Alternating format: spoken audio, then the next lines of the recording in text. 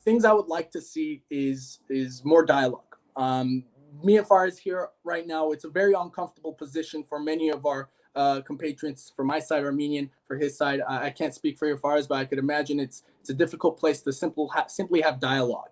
And it doesn't end here. We need to have much more discussions about this. And the reason why I want to emphasize this is that we're on a debate show, but really this is more of listening to the other side, understanding the other side, because realistically speaking, our populations have not interacted since the Soviet Union, really.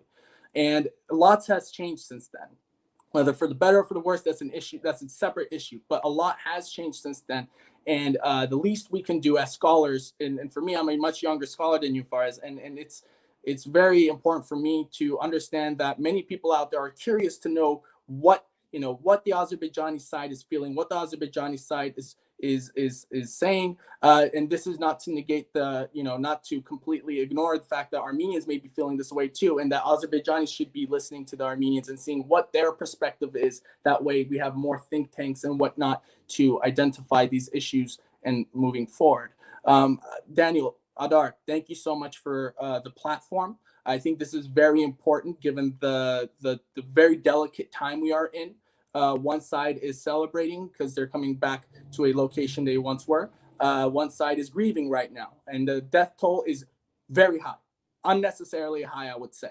And this issue could have been avoided, and I want more people to be discussing these issues because the more we talk about it, you won't realize, but in 30 years from now, it'll be much clearer. Right now, it's difficult. It's like a band-aid taking it off, but we need to be engaging in these difficult dialogues in order for us to further understand from a much more operational standpoint of what that future process looks like. Because we can be stuck in the history in order to understand things, but in order to move forward, we need to see action and we need to see rhetoric that falls in line with it. And it needs to be consistent, that we can both agree that all sides need to maintain their consistency. Thank you for having me. Faraz, it was a pleasure talking to you. This is the first of its kind for me, so I appreciate you.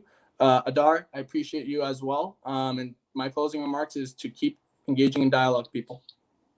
I think that we need to start with small steps. And I saw that I want to give one example. When in Kalbajar, I believe, Azerbaijani and Armenian soldiers, I think, and border security guard were participating in delimitation and demarcation of the border. I think the borders there had to be corrected, and they both came together and they did it.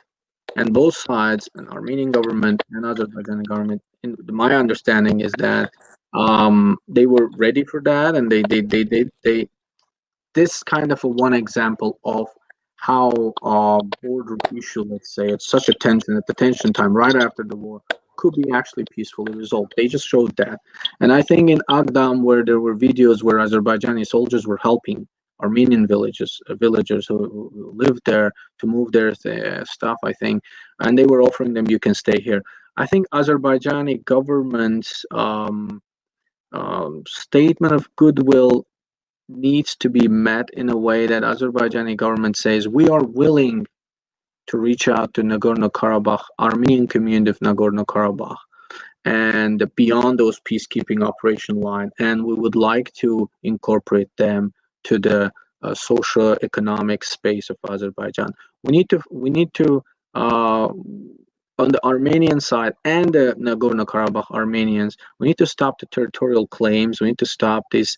I think the demands for some kind of independence or whatnot. We need to start building some community relations, maybe. So Azerbaijani local authorities should be able to reach out to Armenians living there, and Azerbaijanis should be able to come back. It won't be easy, as I said. Armenians could easily come back, but it won't be easy for Azerbaijanis. And at the same time, we want to see on the Armenian side, the government side, we need to see some security or guarantee or some kind of a commitment to stop the territorial claims against Azerbaijan.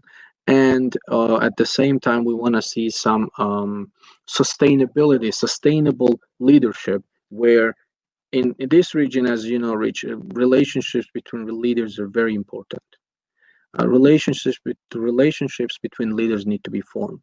relationship between governments need to be formed, relationship between different groups of society need to be formed, but it can't be separate from each other. We need to make sure that maybe we can talk about 30 years from now, but I think right now on the ground, we want to make sure that Azerbaijan's government takes a big task to develop economically, develop the areas that were devastated from the war, and make sure that there are some good level of living standards are provided to people who go back to those to occupy liberated lands now, and Azerbaijanis, and at the same time reach out to the Armenian community, not to the military, not to the military criminals who participated in the war, but some kind of community leaders, that Armenian leaders that are willing to participate in civil discussion with Azerbaijani government authorities, local authorities,